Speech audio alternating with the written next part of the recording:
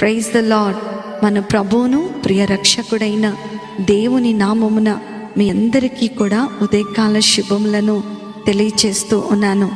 యేసుతో అనుదిన ఆత్మీయ ప్రయాణం, a spiritual walk with Jesus అనేటువంటి అనుదిన ధ్యానములో నాతో పాటు కలిసి ఏకీభవిస్తూ ఈ వాక్యము ద్వారా బలపరచబడుతూ ఈ వాక్యములోనికి మీరందరూ నడిపించబడుతున్నందుకే దేవునికే మహిమ కలుగును కాక.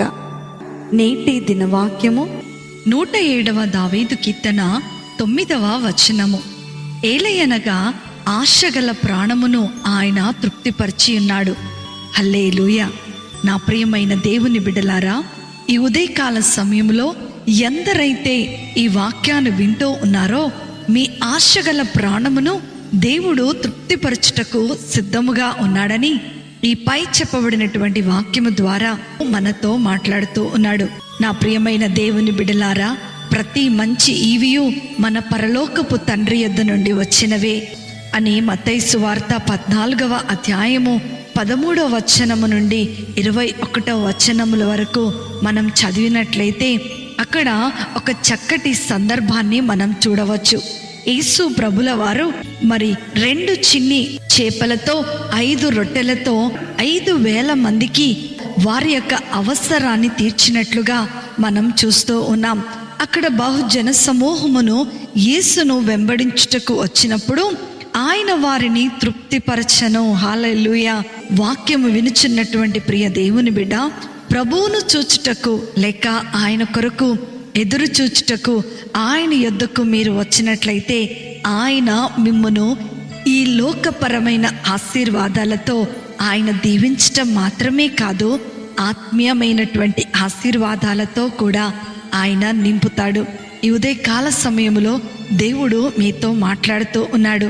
మీ హృదయములోని కోరికలను నెరవేర్చబడుట కొరకై మీరు ప్రభువునందు ఎల్లప్పుడూ ఆనందించుడి అంటున్నాడు దావీదు మహారాజు. మీకున్నటువంటి సమయమును ఆయన సన్నిధిలో గడిపినప్పుడు ఆయన తన కృపను మీకు అనుగ్రహించి మిమ్మును ఆశీర్వదిస్తాడు.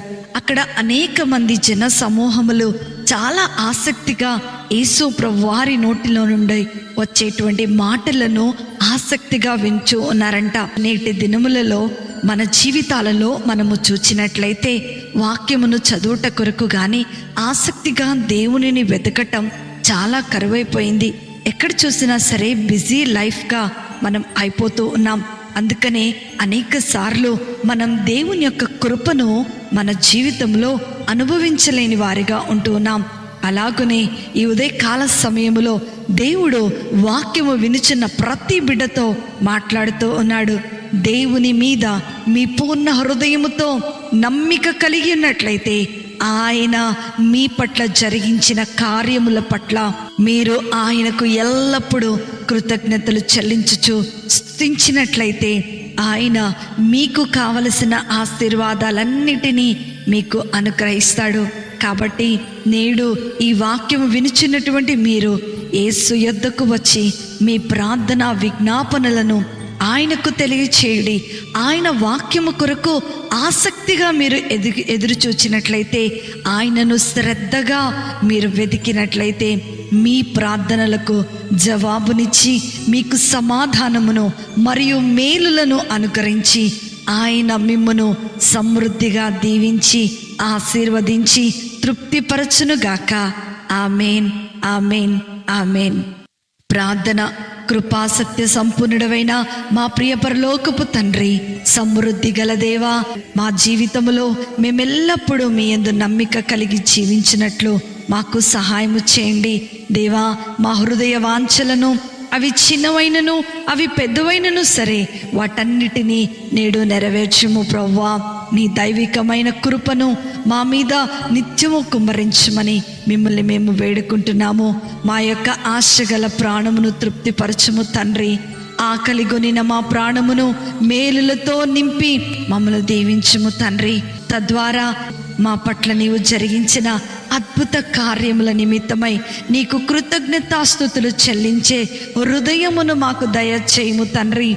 ఈ ఉదయకాల సమయములో ఎందరైతే ఈ వాక్యమును వినుచూ ఉన్నారో వారందరి జీవితాలలో వారు ఎదుర్కొంటున్నటువంటి ప్రతి పరిస్థితిలో నుండి మీరు విడుదల కలిగించండి. కృపాక్షేమములు అయా సర్వ సమృద్ధి ప్రతి బిడ్డ మీద మీరు కుమ్మరించి దీవించి ఆశీర్వదించమని ఈ ఉదయకాల సమయం అంతా కూడా నాయనా ప్రతి బిడ్డను నీ కాపుదల భద్రతలో మీరు ఉంచుకోమని నజరేయుడైనటువంటి యేసయ్య శక్తి కలిగిన నామములో అతి వినయముతో అడిగి వేడుకొనుచున్నాను తండ్రి. ఆమేన్, ఆమేన్, ఆమేన్. ప్రభు మిమ్ములను మీ కుటుంబాలను దీవించునుగాక. ప్రేమతో మీ సహోదరి శిల్ప.